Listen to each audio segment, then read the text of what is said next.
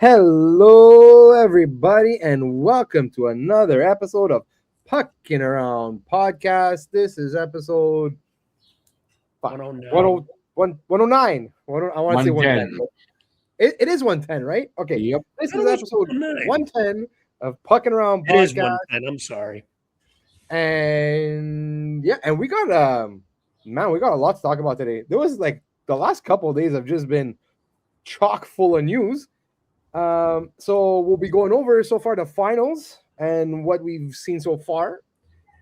There's been coaching hires and a lot of coaching rumors. So we'll hit on those a little bit. Michael McCarron signed an extension with Minnesota. Some of us might not be too thrilled with that one. Blech. And finally, Dylan Larkin requests a trade. Things are not going well in Detroit. So here to break down all of this with me is to my left, I want to say, my co-host from Pucking Around Podcast, Alex Fournette. What's up, Alex? Don't you mean your co-host from Flyer Gonna Flyer? Yeah, that too. I'm doing well, Eric. I'm having a good night. I'm exhausted because I banged out 4.5 miles on the treadmill in like an hour, and I'm tired. But fuck it. I'm here to do a pod, and that's what we're going to do. That is what we're going to do. And talk about doing things. Under Alex, we got Rick Seligman. What's up, Rick? Not much. Let's just say that. A lot quicker that way. Don't know. Well, okay, boys. I guess we'll hit it off right with the final so far. Man, we got a good one. Like, holy shit. Like, I was expecting like low scoring, two pretty defensive teams, some heavy forecheck. And man, are we getting some insane games, crazy comebacks, weird goals. It's just been one hell of a roller coaster ride these first three games. I'll start with you, Alex, man. What do you think? What's been going on? I need 7 games of this because this has, in my opinion, been the most exciting finals I've watched, at least in recent memory. Like, I mean, there's been a few other good ones. I think Avalanche Lightning in 22 was really good. I think you can make the argument for Florida and Edmonton the first time. That one went almost reverse sweep. So that one was another good one. Penguins and Nashville in 16 was, or was that 17? Was that 16 or 17? Whatever Penguins Nashville was. You know what? I think it was Washington. No, Penguins played San Jose and Nashville. I just can't remember. Nashville. Sorry. I thought you said Vegas. My bad. No. Penguins in Nashville. I think that was 17 now that I'm thinking about it. Sure that was a really good one. But this one, man, all 3 games have been awesome. Game 1 brought us a bunch of back and forth lead changes. Carolina jumped out to a 2-0 lead. They were putting shots on net. They were looking like they were against their first 3 opponents. Then Vegas threw a counterpunch, and they were going back and forth, exchanging blows that entire game. There was, I think, 4 lead changes until Vegas spotted one to go up 5-4. That was exciting back and forth hockey. The intensity picked up as the game went on. First period kind of was more Carolina's game until Vegas snuck one through. But even so, Carolina completely controlled most of the first half of game 1 until Vegas started finding their groove. And game 2 was kind of flip-flopped. Vegas was controlling it. We thought, Vegas is going to win both games in Carolina. They're up 2-0. And Stankoven got a really weird goal, make it 2-1, and they potted one not too long after to tie it. Carolina started finding their mojo after Vegas kind of controlled pace for the first 45, 50 minutes of the game. They got one in overtime to tie the series up. Vegas and Carolina, they almost gave us some history in game 3. Vegas has a 4-0 lead in the second period. And Carolina says, all right, everyone, hold my beer. We're going to fight back here. 4 goals in the third, 3 goals in less than 40 seconds? Yeah, 39 seconds, if I'm not mistaken, yeah. Carter Hart looked like a leaking faucet in that third period. But not any of those goals really his fault, but they were just getting high-quality bid after high-quality bid. And suddenly overtime went back and forth. I watched that entire game. It took till double overtime when Vegas scored with maybe 5 minutes into the second overtime, if I remember correctly. I can't remember the exact time. I know it was double overtime, but that was early on. Yeah. But man, this has been a great final so far. I'm hoping this thing goes 7. I originally picked Carolina in 5 and then pushed it to 6. But now I'm kind of like, yeah, this series just feels destined to go 7. It's been evenly matched. It's been counter blow after counter blow. As we record this tonight, Carolina and Vegas are about to start game 4. Brandon Bussey is in net and no Freddie Anderson. That's kind of a surprise. I didn't expect that. But yeah, we'll see how that goes here. But yeah, Carolina, I will not be surprised if they throw a counter punch and tie this thing at 2. But awesome final so far, very high intensity, and I really hope it continues. Yeah, no, this has been a hell of a series. Like, it's a shame. Like, I haven't been able to watch a lot of it. A lot of the stuff I watch on highlights or whatever. It's because like it seems like every time they have a game, like there's something going on that I have to do. Yeah. But yeah, I know. But everything that I've seen so far, it's like insane, and it's the second series in a row where I'm on the fence choosing Vegas, and then I go against them. And right now, well, no, see, it isn't over. 2-1 series lead right now, but like they look good, and like not that Carolina doesn't look good. That's all. I don't mean to say that at all. I think Carolina has just as good of a chance of winning this series as much as Vegas does. But man, like Thomas Hertl, who had like a really slow start to these playoffs, has really picked it up of late. Like I thought, but what's crazy is I thought this was going to be like a goaltending battle. I thought it was like Freddie Anderson versus Carter Hart. It was going to be like really defense against defense. And man, we've had like, I just made 25 goals in 3 games. 25 goals. That's nuts. Like I was looking at the most goals in the first 3 games of a cup final in NHL history, if I remember correctly. It's crazy. And then Vegas last game had 2 taken away, for 1 for offside, 1 for interference, 1 for goal interference. And that's, I think, where probably Anderson got hurt. And because that looked like he took a nice shot to the head there. And actually, I think it was on 32 Thoughts where someone had mentioned it, like they were surprised. I think it was Kabukakis that said it. He was surprised that the spotter didn't take Anderson out of that game. Like he got railed in the head. Like, so now again, I don't want to make assumptions. I don't know if that's why he's not playing, but like concussions are really weird, man. Like you might feel okay one day and then the next day, like all the symptoms just hit. So hopefully he's healthy because he's been having a hell of a playoffs. But yeah, no, these games have been absolutely insane, back and forth. And honestly, like I was watching the highlights and I'm like, man, what a shit way to end that game. Like bouncing off the backboards, coming right back to the goalie, hits off your skate and into the net. Like, it was a weird one for sure. Not like that. Not after a game like this. That's just really sucks. But what are you gonna do, man? Exciting hockey. Honestly, I really, really, really hope it continues. And yeah, I don't know, like Mitch Marner with the hat trick, man, just keeping he's got to be alive. Conn Smythe leader right now.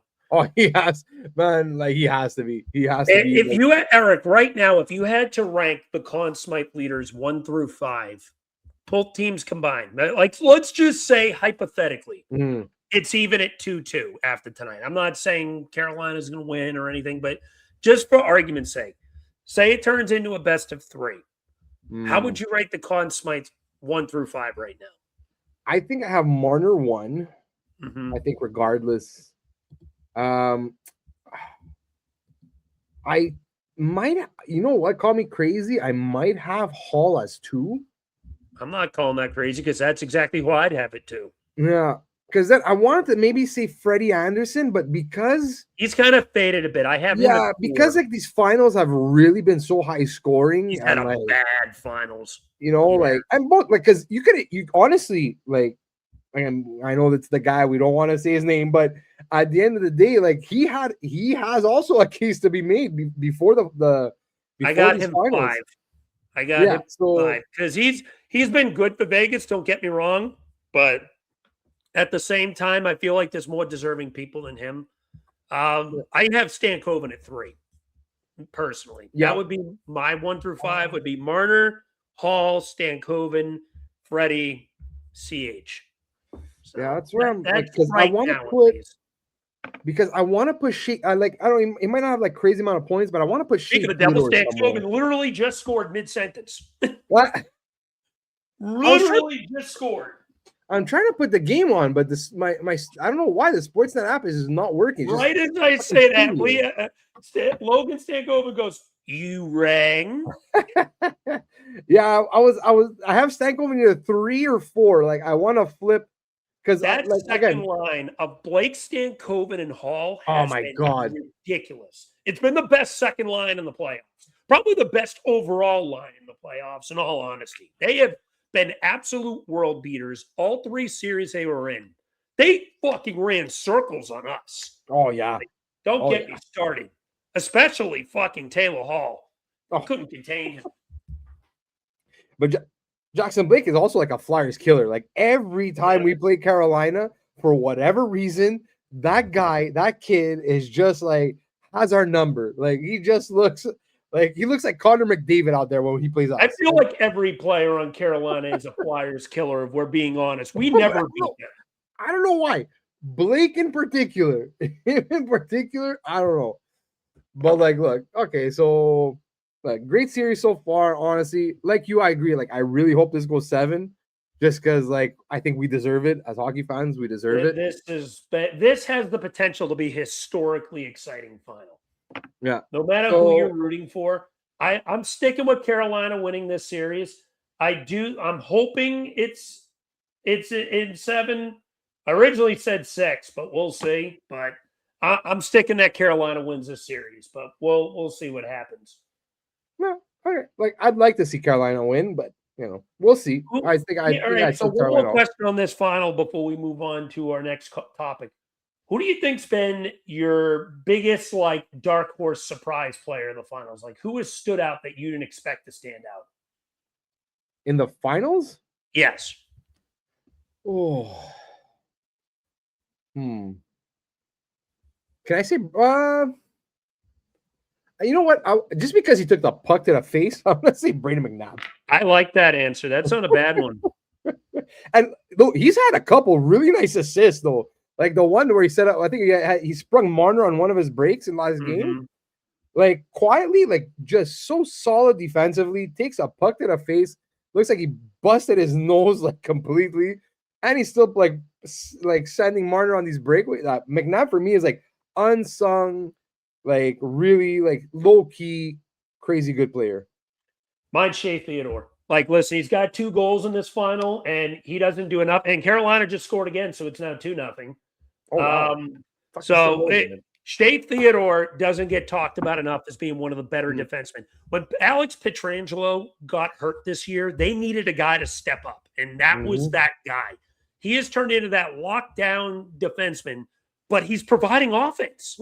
That's why when you asked me before, I had him in my top 5. I love what Shea Theodore has done this series. Like I'm obviously rooting for Carolina, and they're off to a good start tonight. Already up 2-0 pretty early as they just scored a power play goal. In fact, it was Flyers killer Jackson Blake who scored. So on still that line though, still that fucking line. Unless I know they changed the lines up at one point, but I don't know if they're still together. Yeah. So. Oh, no, I'm sorry. It was Ehlers. No, wait, no, it was Jackson Blake. I'm sorry. It was Blake. I apologize. I had a brain fart. I was looking at the wrong thing. But, yeah, listen, great finals. I hope it continues. I just want to see good hockey back and forth. Carolina might be up 2-0, but we've seen them come back down 4-0. So no lead is safe in this finals. Last time they were up 2-0 in a game, they lost it. So let's see what happens. Yeah. So, all right. Does Rick? Do you have anything to say on this final? Just curious. No comment. No comment. Okay, perfect. So we'll go from no comment to coaching hires. Yeah. So LA has named their coach. Finally, we thought maybe it might be Jay Woodcroft. Apparently not. It looks like Peter Laviolette is back in the league with the LA Kings. So let's start with him. There's a couple others that we'll talk about, but let's start with him. Alex, what do you think about the Laviolette hire in LA? I'm going to answer this question with a meme.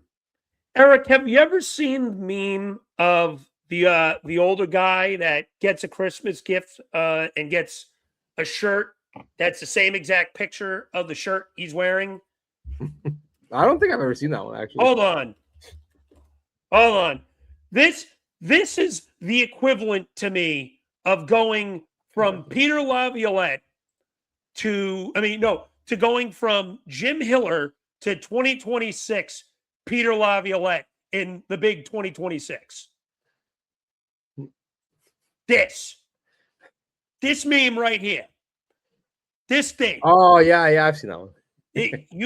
You literally went from Hiller to a guy who is well cooked, in my opinion, as a coach. No disrespect. Peter Laviolette is a Hall of Fame head coach. He's won a cup. He's with Carolina. He went to a cup 2 other times, once with the Flyers, once with the Predators.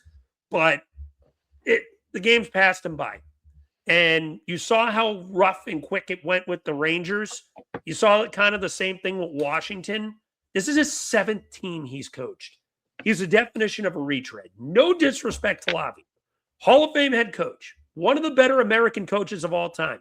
But Lavi, I don't even think he should have been an option, if we're being honest here. This has disaster written all over it, if you ask me. No disrespect to Kings fans. If you went with Woodcroft, I would have been pumping you guys up so much because I love Jay Woodcroft. I think he's a young coach who, well, for coaching standards at least, who has a lot of offensive output in today's game that could bring the best out of skilled players. But going with Lavi, who is probably stale by about a decade, no, not in the Big 2-6. Just doesn't. It just feels like yet another retread who will be out of a job again in, 2 years? It's only a 3-year deal. I bet she doesn't finish it. I bet she's gone in 2 at most. Yeah. Well, look, I'm going to play contrarian here. I'm going to actually defend this hire a little bit. Because you know what? Yes, I agree with you 100%. Like, I don't know if maybe Lavi's just like past his prime or it's just like maybe, but I'm not going to hold the Rangers thing against him because that whole fucking situation was a dumpster fire. I think the team just fucking quit. Like there was, and not on him. They just quit on the team quit on the organization. It seemed like it's like. So I don't want to put too much on Lavi on with the Rangers situation. Where I kind of like this hire is Lavi's a more offensive minded coach. He's a more he plays a more offensive minded system. Like so. It's kind of going to be like a breath of fresh air for this team that's just been under these defensive minded coaches for so long. And you know what? Panarin's there, but I guess knows him also from the Rangers. You got some offensive skill there. You got the Kempes, and now obviously Kopitar's retired, but still you got some guys there. Kuzmenko's there now. He's an offensive he's not a 100-point player, but whatever. But more of an offensive minded player. Brent Clark. So you have some guys that might have that could break out under Laviolette is what I'm saying. Look, the West after this season, the West just looks completely wide open. We don't know what the fuck is going on in the West. So I don't know. I kind of sneaky like this hire. Look, should they have gone with maybe someone like a Jay Woodcroft? Yeah, you know what? Maybe I think it would have made more sense. Someone younger, someone that's he's had a cup of tea in the league, so now kind of you learn from your mistakes, and now you're a better coach for it. But at the same time, I think also for LA, this is do or die, because they were kind of in a bit of a rebuild, and a lot of some of their picks just really didn't pan out, and then they traded away some guys for veterans, and now they're kind of it's winner. For me, I don't know. For me, it just seems LA it's win or bust right now. So maybe getting an experienced coach, a more offensive-minded coach, and maybe let's push the pace a little bit and see what happens. Because you know what? That's how I feel about the Kings right now. It's boom or bust. It's boom or bust. Because look, Alex Turcotte didn't fucking pan out. You traded away a bunch of other picks that you made. A couple other guys didn't pan out. Now What's his? I'm blanking on his name right now. The center. Quentin Byfield. Quentin Byfield is good, but hasn't really hit that potential that like. Not what he was supposed to be. Yeah. Exactly. Now, is that a product of the coaching? Is it maybe because you know what? He's been held back. The reins have been pulled. So it's like, no, defense. That's how we're gonna win. So we'll see. This is one that I'm really, really curious about to see where it goes. Honestly, Rick, do you have anything to say about Laviolette in LA? Not really, to be honest. I mean, what you guys said, you covered it. I don't think I have anything I can add to it.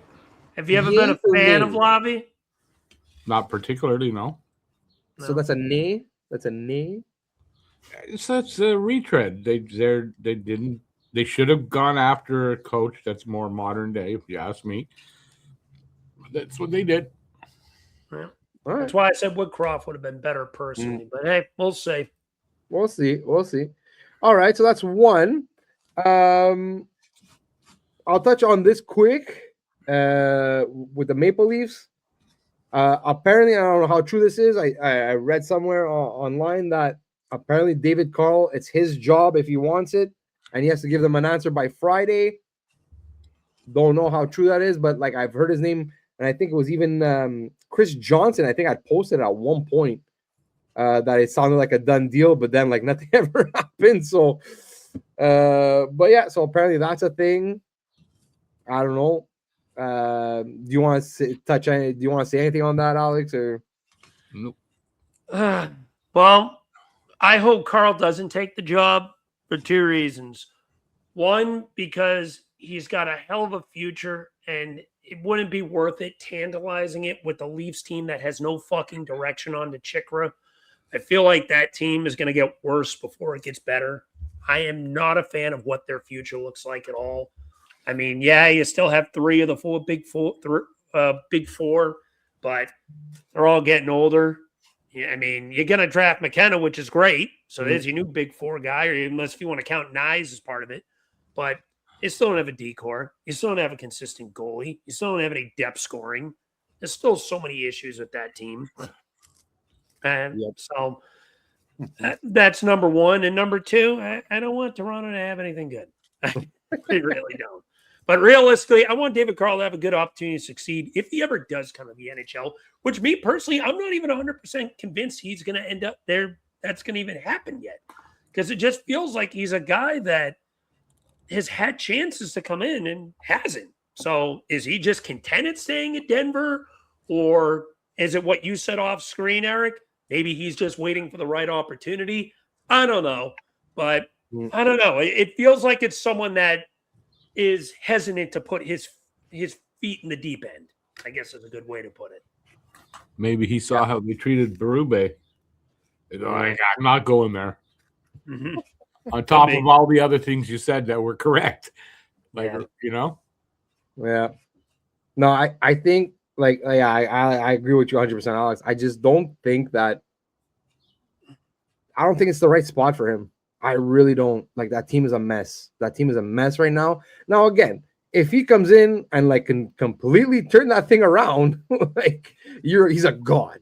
But at the same time, it's for your first NHL job, how likely go into a pressure cooker like that. Yeah. With the defense. Now, granted, Chika could do, like, make some moves this summer and see what happens. He could fix it, but still, like, I would be hesitant to take that job. Also, not knowing what, again, because Chika can't really make moves until like later. So I'm looking at that team. I'm like, yeah, the offense is great, but holy fuck, man, that defense is terrible.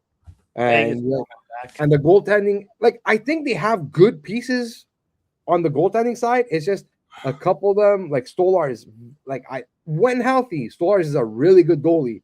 Mm-hmm. But the thing is, when is he healthy? Right. When healthy being the operative word. Same thing with Wall. That's very rare. Last year, he didn't really miss time because of health. It was personal reasons. I don't know what it was, but he missed a good chunk of time for personal reasons. Then the year before, he missed time because of injury. And then the year before that, he missed time because of injury. So, again, you have two guys under contract on the long-term. Well, not long-term because I think Wall has one more year left. but two guys under contract that are injury prone, and then you have Hildeby, who's pretty good. He's shown signs. So, but again, your goaltending is not set. Your defense is old and slow, and you got like some top end talent, but you don't have bottom end talent, if that makes sense. And Toronto's a pressure cooker. I just don't see the fit there. I really don't. No. So I don't see him taking the job. I don't. So yeah, so that's another one down. And last but not least, we got someone coming back, boys. It looks like someone's coming back into the league. Someone that, you know what, has had success, but has also had a lot of controversy around him. It's sounding like Edmonton is going to hire Mike Babcock. Guys, I was sure this guy was done. I was sure he was finished. I think that the NHLPA would step in at this point if this motherfucker was asking for people's phones. How is he even allowed to be, like, how is the league allowing this? Like, that's what I don't know. But I mean, look at the league, so I'm not surprised. Apparently, from what I read, ownership, even before contacting Babcock, contacted the league to see if it was okay. Yeah, like, they're okay with it. Is there going to be any issues? Is there? Apparently, the league gave their blessing. Well, they let Carter Hart in, so why aren't they going to let Babcock in? But you know, like, I guess, you know what? Like, yeah, look, what he did, like all the stories that come out of everything he did, like, he's a scumbag. 100%. I agree with you. A lot of what he did was scumbaggery. That's a word I'm coining it. It's scumbaggery. Douchebaggery. But at the end of the day, it technically wasn't anything super illegal. So, like, you would hope that, like, by now, like, this has got to be his last chance, right? Like you want to hear scumbags like that don't learn. I'm gonna give you an interesting interview about John Babcock. Just a quick tidbit on it. John Babcock could be a really. I'm sorry, because I'm reading the guy's name is John Mike Babcock. Give me a break, will you? I'm reading. So this is from former Detroit Red Wings forward Johan Friesen. That's why I said John, because I'm looking at this thing. Johan Friesen. But yeah. Johan Friesen. Franzen, whatever. I'm the king of botching names, you know that. Yes, you are. Has told Swedish media Mike Babcock is, quote, the worst person I have ever met, quote. In an interview with Expressen, Franzen described Babcock as a great coach, quote, but he is a terrible person, the worst I ever met. He's a bully who is attacking people. It could be a cleaner at the arena in Detroit or anybody. He would lay into people without any reason, end quote. That doesn't scream like someone that has a lot of popularity in the league. That's why I'm a little hesitant this even ends up happening. I know there's smoke, but I don't know if this happens. There's a lot of people that don't like this dude. This isn't like Torts, who gets harsh with you, but is fair. This is just a dickhead. Right, and it doesn't scream of a person that learned his lesson, changed, reformed himself. No. Please. Right. I don't say it either. I'm not saying it's going to be perfect. I probably will not. It's probably going to be another fucking mess over there too. But hey, for whatever reason, people want to keep hiring this guy. Yeah. He got another chance in Columbus, and he's most probably getting another chance in Edmonton. And all the best, Edmonton. I hope they get what they deserve by hiring Mike Babcock. I still don't think it ends up happening. They can't be this stupid, are they? Yep. Right? Really? From what I read, this is then again, Holman's GM, so. Yeah, no, well, from what I read, this is coming from ownership. So if the owner wants it, so I don't know. If the league is gonna okay it and the owner wants it, what other options do you have? At this point? Because what I read was that the owner apparently there was that whole thing with what's his face, Bruce Cassidy, where it's basically Vegas no, you're not hiring Bruce Cassidy. Another dickhead. So speaking of which, so after Bruce Cassidy, apparently the owner's like, okay, fine. If I can't have Cassidy, then I want fucking Mike Babcock. it goes from bad to worse. Are we serious? Right? Oh man! But look, again, at the end of the day, he has won in the past. He has a cup. He has a gold medal. He has led teams to championships and like whatever. So too bad for him. You know, like look, back in the day, man, Mike Keenan was a massive asshole. Yeah, man. Again, two wrongs don't make a right. You learn your lessons from before. 100%. And you don't bring an asshole like that back in. But, you know, a team like, again, like this is, you know what, like I said with LA, like boomer bust, I think Edmonton's in that point right now also. They're in a boomer bust situation because if it doesn't go right this year, Connor McDavid is out. Like I'm like 99% sure. Like what you're seeing with Dylan Larkin this summer is going to be McDavid next summer. It's if funny don't go though, right this year, he's requesting a trade because there's someone from the Toronto media that said that he might end up. He's going to be signing an extension soon. Who I gotta see who it was. That Hold who's on. signing an extension? McDavid. He can't. Well, that's why I say Carolina scored again. By the way, He per can't. Bob Stauffer, he said, "I expect the next Connor McDavid extension with the Edmonton Oilers to be a 7-year extension." Now, Yeah, but he's not saying it's going to happen this year. He's just saying in general. Does he know something we don't? Well, I don't see McDavid signing anything until the season plays out. Well, he can't anyway. Yeah, that's it. One, he can't anyway, and two, like if this season goes into the pits, like there's no fucking way in hell that he's gonna resign. Yeah, I bet you that's the point too. And that's why I think like this is why I think the owner's like, okay, we got to go nuclear here. Like we need a coach in here that's won before. That's like, yeah, maybe he's a little hard on players and like some other people, but like whatever. But like it's boomer bust. So who else is available? He wanted Bruce Cassidy, can't get Bruce Cassidy. So like I don't know. Like what are you gonna do, guy? Another good meme for this. What you're gonna do is not hire a piece of shit. Yeah, but who else is available? That's the problem. It doesn't matter. It's called morals. It's called having fucking principles. Where did principles and morals go? I guess it doesn't matter as long as principles and morals in business. I've won a cup before, so fuck the morals and the principles. Hire me. Fuck off. There's no principles and morals in business, Rick. That's just the way it is. Rick and look how the world is. And look how the world is. So yeah, I mean, exactly. Let's just keep. What was I gonna say?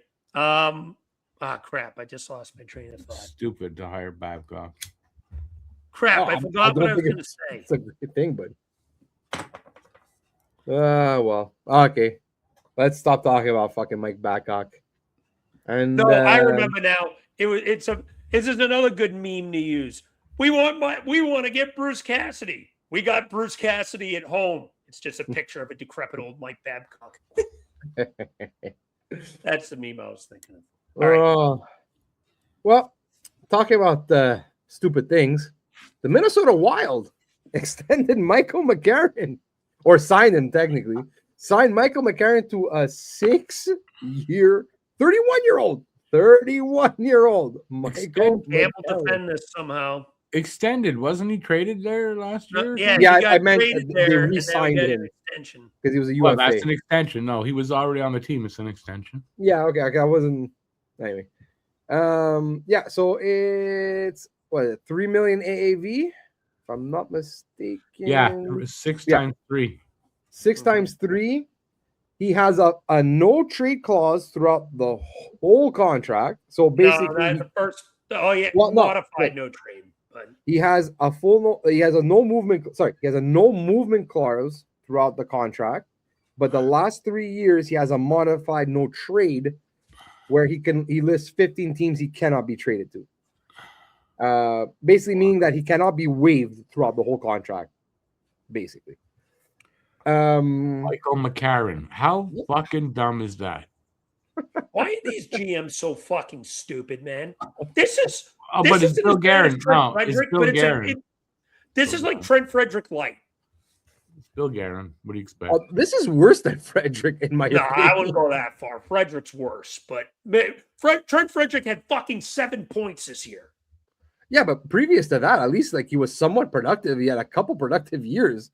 Michael McCarron's always been more or less a fourth liner in this league. Here's the thing with why I consider Frederick is worse. It's 2 years longer, number one. 2, Frederick was showing signs of regression prior to this. And his no movement clause is 4 years versus 3. And more money. Yeah. Not much more money, but more money. And what team is that signed Frederick? Edmonton. There you go. Rick's on a fuck Edmonton spree today. Usually it's Toronto. We changed the tone to Edmonton today. Fucking right. Oh, fuck. Yeah. Can I have the first honors at this? Go for it, man. If I had to put a grade on this contract, I'm not going to go F because Trent Frederick is an F. That's like a Q. This is like, I originally said a D+. I'm actually going to regress it down to a D. This guy is a fourth liner. Not a bottom sixer. He's a fourth liner. He's a career high of fucking 22 points. Yep. And you signed a 31-year-old to a 6-year deal for $3.3 million. I gave that contract a C originally. I would have bumped it down to a C- as I marinated on it without the trade protection. With it, it's even shittier. Why are people handing out these fucking long-term extensions to these bottom 6 bums like they're fucking candy? Why are these GMs this stupid? Because the cap went up. The cap went up. It's not even the money. It's the stupid fucking term. Why are we giving 6 to 8 year contracts to fucking bums? It's Bill Guerin and it's Bill Guerin and it's Minnesota. Isn't it Minnesota that signed 2 guys to 20-year deals? They're still paying. Yeah. You know, so I mean, Parise and Suter. Right. So, like, listen, me personally, my philosophy, if it is a bottom sixer, my absolute maximum I'm going is 4 years. And that is a maximum. You're likely going a little lower. You can find these fucking bottom 6 bums on the fucking streets or in your prospect pool. Yeah. Who cares? They're a dime a dozen. He's got toughness. He's got toughness, but I mean, I don't know if it's worth that contract. Fight. Go get Nick Delorier at the end of the year if you want a fucking guy who can't play. No, I agree. But I'm just saying that's his only asset, really, right? Is that toughness. That's it. He's got his career high is 22 points. 22. I mean, surprised he got that in 5 games. I'm surprised he even had a year like that. But listen, they're paying for his toughness. I guess he feels he's rich, Guerin, because the cap went up. I don't know what their cap situation is, but they have work to do. They have work to do, like down the middle. Why would you do this when you got your priority should be down the middle?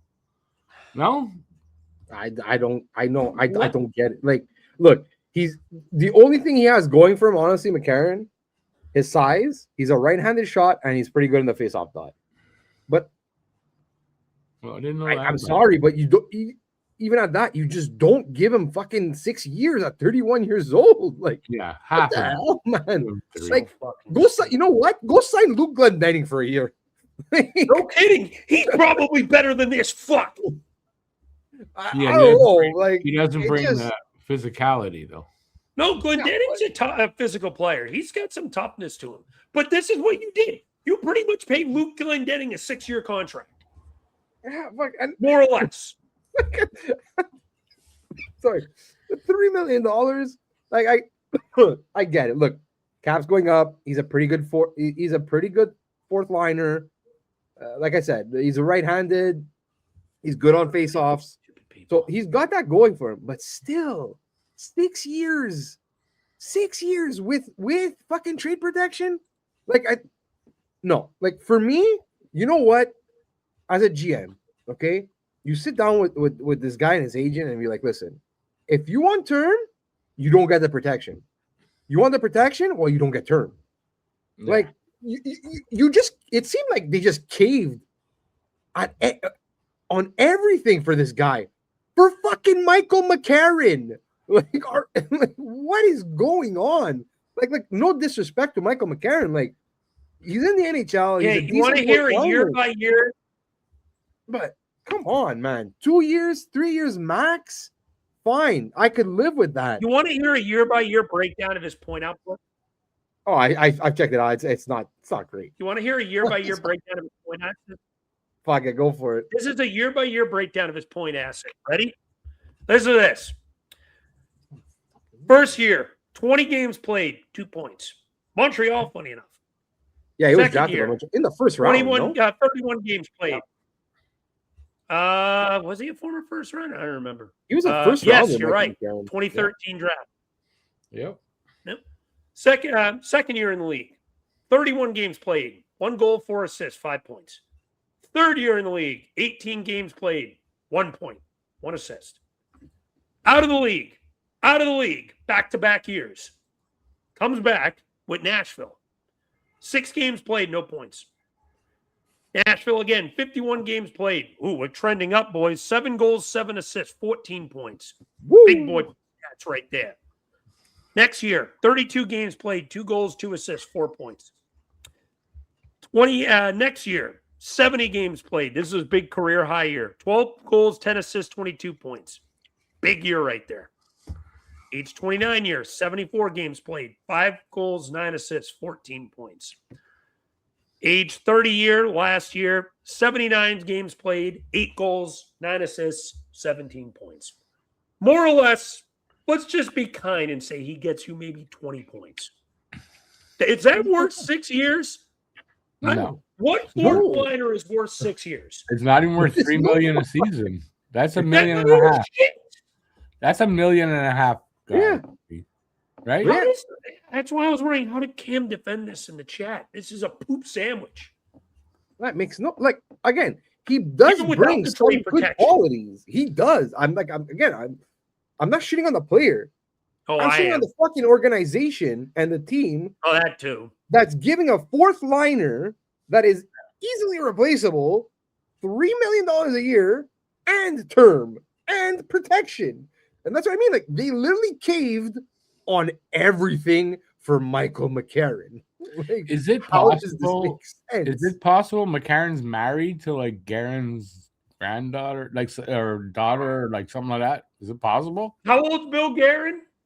Like, not grand, but it could be his daughter. Maybe. How old's Bill Guerin? Guerin's got to be in his 50s. He's got to be close to my age. Fits, maybe. No, Guerin's got to be close to my age. He was playing when I was young. Well, Guerin retired, I think, in the 2010s. Because I think he was on the Cup team of Pittsburgh in 2009. Wasn't he? Yeah, could be his daughter married. Ladies and gentlemen, we have cracked the case. Michael McCarron is married to Bill Guerin's daughter. Is he really? Did I get it right? No. I don't know. I doubt that. Because man, hold on, I have to check. What did Guerin trade for him in this summer, at the deadline? Maybe did he feel like he had to fucking sign him to this because of what assets that he gave up for him? Like, I just don't know. Like, hold on, where do I find this? But anyway, you know what? At the end of the day, who the fuck cares? He got paid. Good for Michael McCarron. Honestly. Good for him. Dumb for the team. But hey, será. Okay, let's move on to the big piece of news of the week. Dylan Larkin came out and said that he requested a trade. Basically, it was reported by Elliot Friedman that he has asked Detroit to be traded, and also gave them a three-team trade list because he has a no move clause. Vegas, Minnesota, and Florida. Surprise, surprise. 2 no tax states. Just saying. A couple former Cup winners. Just saying. But yeah, so Dylan Larkin requesting a trade and only giving a 3-team list. Alex, thoughts? I'll tell you one thing. If he's not willing to budge off of these demands, Detroit is not going to get as good of a return as these fucking delusional Red Wings fans think they're going to get. Because if you think about it, let's go over all three of the teams. What does Minnesota have to offer? They gave up a lot of their bigger assets in the Quinn Hughes deal. Can I say something before you go through that? I think the question is, what is Detroit looking to get back? And that would be, can these teams give them back what they're looking for? I don't know if that's the case. I mean, they could. I mean, it just depends. I think Florida can, though. I think Florida can. But they're going to have to send back contracts. So guys, right? But wouldn't it make sense for Detroit to start looking younger and go, like, I don't know what they're looking for, but that's why I think Florida, like, if I'm Detroit, a package I could I could live with from Florida. I want Lundell. I want your 9th overall pick, and just to make the money work, Evan Rodriguez. Yeah, and I think that's a fair package. And I think that's too much. Realistically, if it's Larkin, I think Larkin for the 9th pick alone is more than fair. Like Florida has to shed money. They have to get rid of money. That's valid. They have no choice. Listen, Yzerman's not taking just a pick from. No, that's why. I think Yzerman doesn't take just a 9. At that point, Yzerman's not easy to deal with. He's a tough customer that way. There's a reason why, though, he doesn't win anything, because he overvalues his team. It doesn't matter. That's not the same thing. That's But as far as dealing with him, I could see him just as easily telling Larkin, like, sorry, either give us more teams. 100%. Or you're here. Welcome to training camp. This is something I agree with Cam with. If they end up doing that, the worst thing that could happen to a locker room is having a pissed off captain, because that's going to just fester and spread to the rest of the locker room. How do you know the rest of the locker room that doesn't want to be there? How do you know the rest of the locker room's not feeling the same fucking way? But we don't know that. You might be right, but we don't know that. But we do know is Dylan Larkin is disgruntled. And if he ends up staying there longer, he's only going to get more disgruntled. And he's the captain of that team.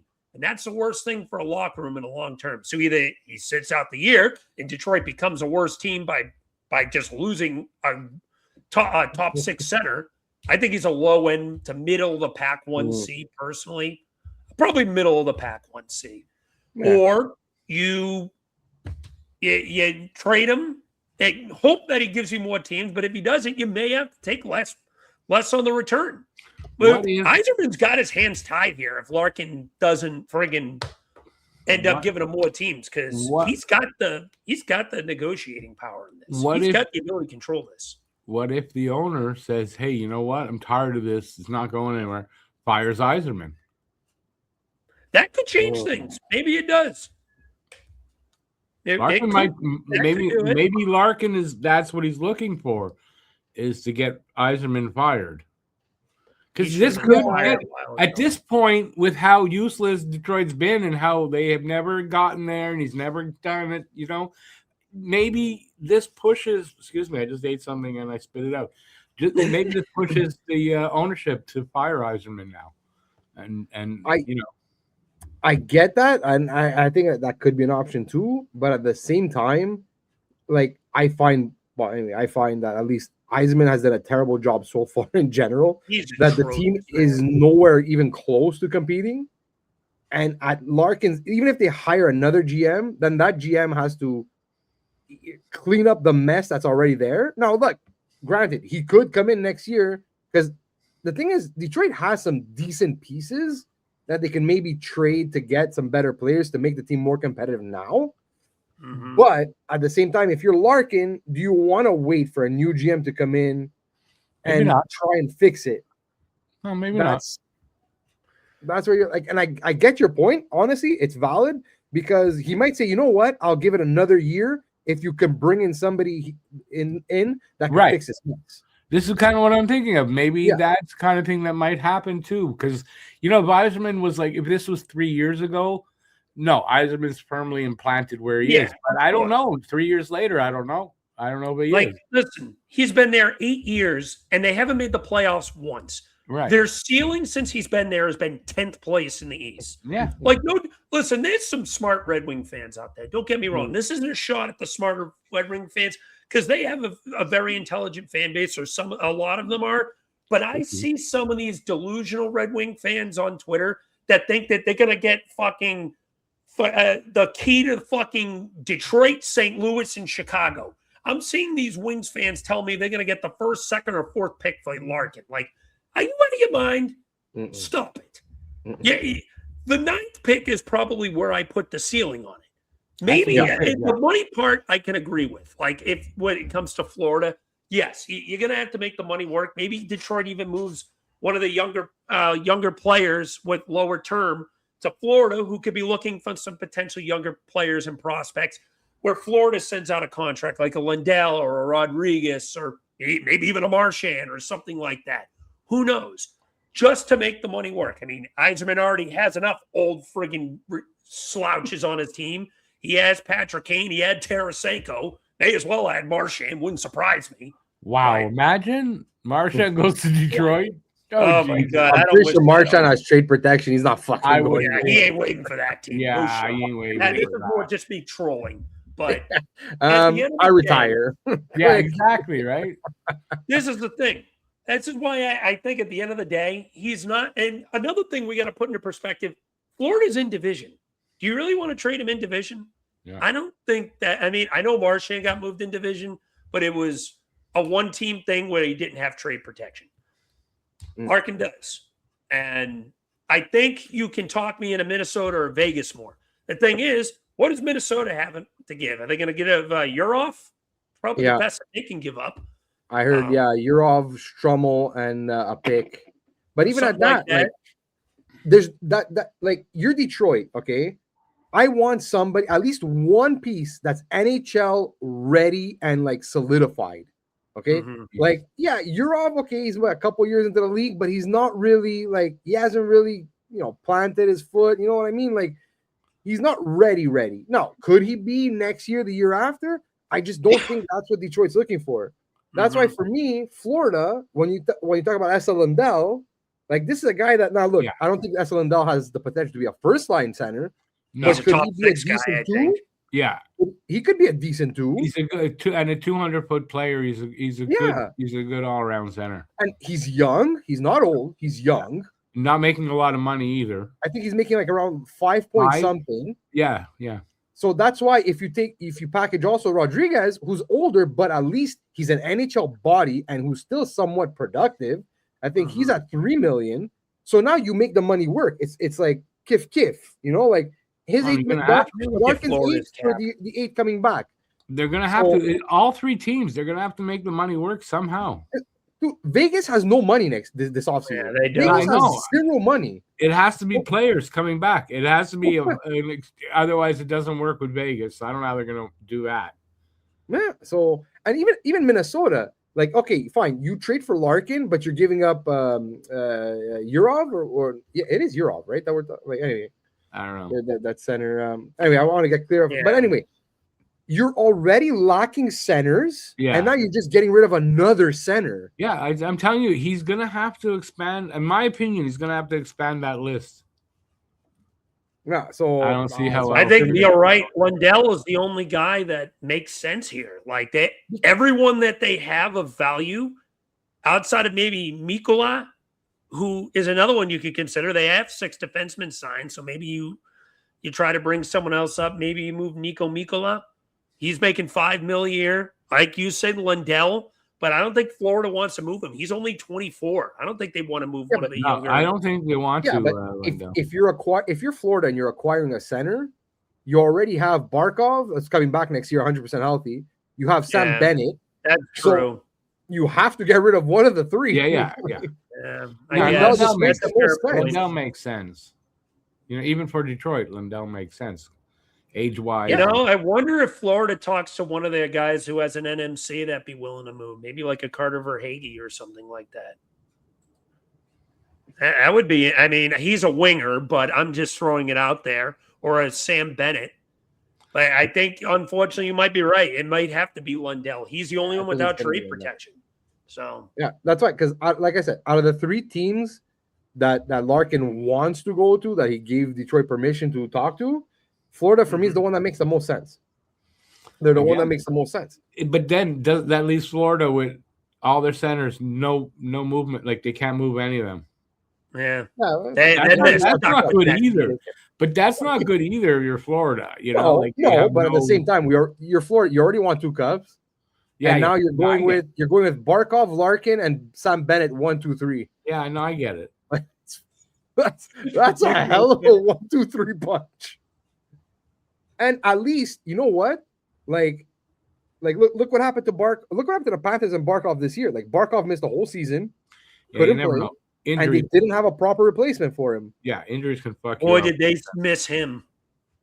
So, look, I'm not saying Larkin is Barkov. Not even fucking close. No, but he's at least a top 6 NHL center that can produce. And even on a better team, he'll probably produce a little bit more. So you're looking at probably 70 to 80 points pretty much every year from him there. Exactly. Cool. So I think, if those are the 3 teams, I put Florida as my front runner because I think they actually have the assets to make this happen. But like you said, Rick, I think at a certain point, Yzerman is going to have to go to Dylan Larkin's camp and be like, listen, you got to open up your list a little bit because it's either like, look, they're not, because at the same time, like Florida could be like, even Minnesota, Vegas could be like, yeah, listen, we're going to give you a this, and that, and like take it or leave it. Kind of, it's like pretty much. What do they have to do better? They don't have to. They know the pressure is under. Yeah. So I think at a certain point, Yzerman's gonna go to his camp and be like, listen, you either got to give us a couple more teams to work with, or else like, listen, buddy, you're here next year. Yeah. Like until one of those teams actually makes me a decent offer, like I'm willing to still listen to offers from them, but until they actually make me an offer that makes any bit of sense. Like, I'm sorry, but you're staying here. Yeah. So I don't see what choice they're gonna have on that. You know how much how it could set them back by trading Larkin and not getting the right return. That sets you back how many years, right? Yeah, that's gonna set them back at least a couple more years. Right. So it's important that they've got to get the right return. Or like I think Yzerman's probably strong enough. He's strong enough to stand firm and tell them, listen, sorry, but you're gonna have to be here next year, and we'll see what we can do. From that, and go from there. But welcome to training camp. Sorry. For that, I agree. Like he's not gonna get pushed. Yzerman is not gonna get pushed around. He's not gonna get pushed around. Like, you're not taking advantage of Steve Yzerman that way. I don't think. He may not be a great judge of talent when he's drafting and shit like that. But as far as you're not taking advantage of him because he's weak in any way, no, that's not happening. So so it's weird. I'll simply say this: the fact that he doesn't want to get "quote unquote" taken advantage of might be one of his biggest flaws too, because he wants to pretty much completely fleece the team every time. So he's not willing to do it. The one time he did willing to do a fair trade, he got fleeced in that damn Justin Falk deal. But listen, I'm serious though. If they lose big at all on Larkin trade, it sets them back 2-3 years, maybe more. Listen, that's another thing I want to get off my chest. Detroit fans, not all, but the ones that are trying to use this as a reason to say, oh, we're going to keep Stevie. No one gives a fuck about your top 5 prospect pool anymore. It's been half a decade. You've been telling us this since right after COVID. We got a top 5 prospect pool. We got a great prospect pool. Wait till the prospects get here. Yeah. Well, it's been 5 years and you're still ass. Yeah. Yep. Sorry, they've upgraded. They're not ass. They're mid, and they can't get out of mid. They're mid ass. Yeah, they're mass. There you go. I've said it before. Ron Hextall 2.0. Yep, nailed it. Yeah. Just saying. No, but like I think it was I think it was Anthony DeMarco that said it, and like him too. Like he's same thing with us. Like he's been over the Iser the Iser plan for like years, and he said he goes the mistake that Eiserman made this season was he had to no matter what the cost was, he had to land one of Robert Thomas or Quinn Hughes. Like I don't like you don't want to trade Nate Danielson. Why? Why the fuck don't you want to trade Nate Danielson? He's not that good of a prospect. He's a middle six guy, probably. And they're looking at him like it's his future 1C. Like, can we stop? Like, I'm sorry. You had to land one of those two guys to make your star player at the moment, your captain, like just show him that you're willing to fucking do something to get this team over the top. Not Justin Falk, not giving up a fucking first for an older fucking washed defenseman or whatever. Falk has some, like, he's still half decent, but you know what I mean? Like, get a star player and pay whatever it costs. Pay whatever it costs. If it's going to cost you Nate Danielson, first, Marco Casper, whatever it fucking costs. Unless they're asking for Moritz Seider or something stupid, fine, I understand. But, like, come on, man. Come on. Like, do something. Do something. Like, it's been like this for, like you want to talk about maybe 4 or 5 years ago where you're still kind of in that rebuild, fine, that's fine. But these last 2-3 years where you're supposed to be taking that next step, but you're not willing to like just trade one or two assets to make your team that just a little better, like, come on. Like don't fall in love with your players. Do not fall in love with your players. That is a massive mistake. Oh, they took a step right off a cliff. Yeah. And look, I'm just quick. I know, but like that's what bothered me a lot. Like, not even about Hextall. It was after Hextall got fired, when Chuck Fletcher got hired.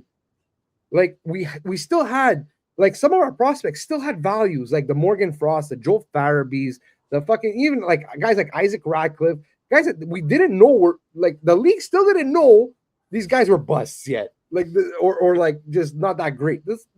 Trade these guys in a package and get get an actual player. Like, package 2-3 these guys or two guys with a pick and get a decent player. Like, not all your prospects are gonna, like, if you draft 20 guys in 3 years, you think all these 20 guys are gonna fucking play on your team? No. So, like, come on, man. Like, come on. Like, use your brain a little bit sometimes. I'm getting PTSD of German roops off now. Well, him, I think from day one, everyone knew that fucking guy. But Jay O'Brien. He's a financial advisor now, you know. You know what? One time I went in like a deep dive on Jay O'Brien, and I'm like, it's like he just dropped off the planet, like just dropped off. I'm convinced he was an AI generated my player. No joke. Me too. I'm like, was this guy real? At one point, I was, because he had signed a contract with the Marlies. Okay, I remember a couple of years ago he had signed a contract with the Marlies, and then never showed up. Like, I don't know. He was never on any statistics, not on any roster page. On, like, the guy just never existed. I'm like, I just read that he signed a contract. Like, what the fuck is maybe Jay O'Brien was the fun times and memories we made along the way. Just really weird. That was a hell of a swing and a miss. That was a hell of a swing and a miss. A swing, a miss, and a bat through a windshield. Swing, a miss, and you destroy your ACL at the same time. And as you fall, you fracture your tailbone. You fracture your pelvis. Oh, man. All right. Also, quickly, apparently, oh fuck, what's his name? Another guy that wants out of Detroit, Kosa. I forget his first name. Kosa too looks like he's going to Utah. Maybe? Is it Sebastian Kosa? I think it is Sebastian Kosa, but whatever. AHL guy. I would have to look at it. Like, I don't know why everyone's so like high on this guy. Like, I remember looking at his numbers at one point in the AHL, and they weren't even that good. So anyway, whatever. I agree. Okay. So I think that's pretty much covered everything we wanted to cover. So does anyone have any last thoughts? Rick, I'll start with you. Any last thoughts? Oh God, no. No? Just to Man, a remind, few just words to tonight. remind My the last thought is no. no, just to remind the playoffs are almost over, so our last episode is coming up before we revamp this podcast, just to let everybody know where we're going to probably take the summer off on this podcast. Yep. Yeah, Rick beat me to the punch. So this PAP is coming to a close. We either have 1 or 2 episodes left, depending on how long the final goes. I think still one. Yeah, so At it's least one. game. At least 1, maybe 2. I don't know. We'll see. Yeah, maybe 2. You're right, maybe 2. It all depends on when the finals go. If it goes 7 games, yeah, there would be 1 game after the next show. And Carolina's up 3-1 after 1 right now, so there's a chance this will be 2-2 after 2. I mean after 4. So we'll see. But yeah, keep an eye on that. My final thought, PAP is coming to a close. So figured now that the cat's out of the bag, we're going to be revamping this pop. And so we're still going to be doing the pods. Don't get me wrong, our our team-wide ones. But PAP is going to be branded into something else. Yeah, it's going to evolve into something better. Yeah, exactly. As for other things to talk about, excited for some trades to hit the league. We've already had a few little tidbits. We've had 1 small trade already in this summer with Tampa and Chicago. I expect that to pick up closer towards the end of the finals and the closer we get to the draft. Flyers National Trade Day is June 23rd, so we'll probably do something then. And then just a reminder to all of our fans out there, we are doing a live stream for the NHL draft. Be sure to tune in for that. The first round, that is. We're not only the first round because it's too long to do also. Yeah, only the first round. I may do a little bit on the second round, but yeah. But regardless, hope to you guys tune in. Be ready. At least Flyer and Highbrew are going to be doing mock draft episodes, so keep an eye on those. Rick, are you going to do one with Abnormals?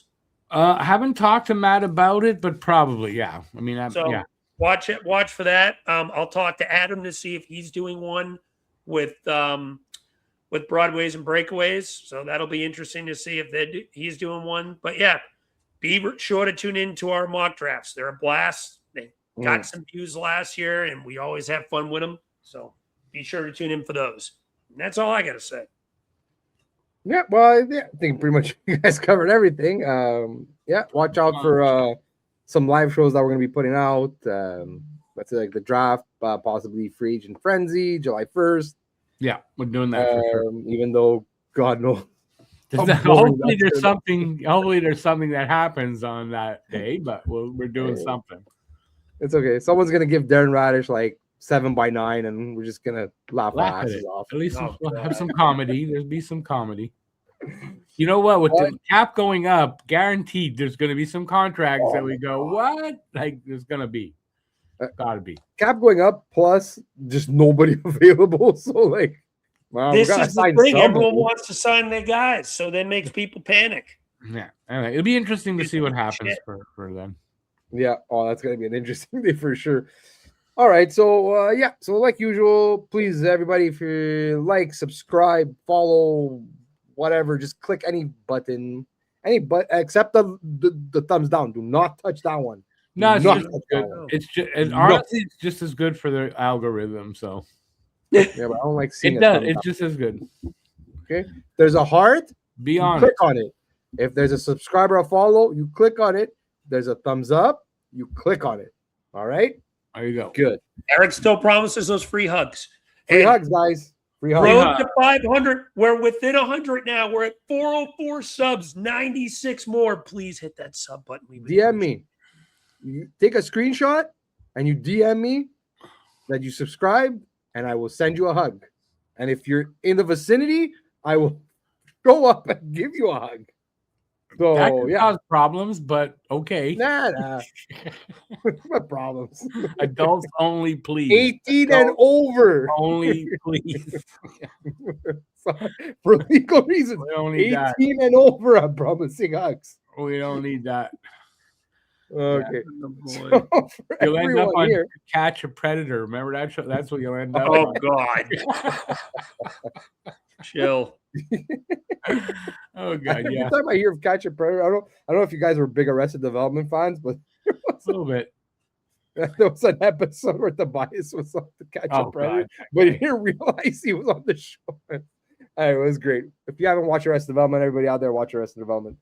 All right, so for everybody here, for myself, for Alex, for Rick, thank you for listening. Thank you for watching. We will see you again next time, and some great hockey.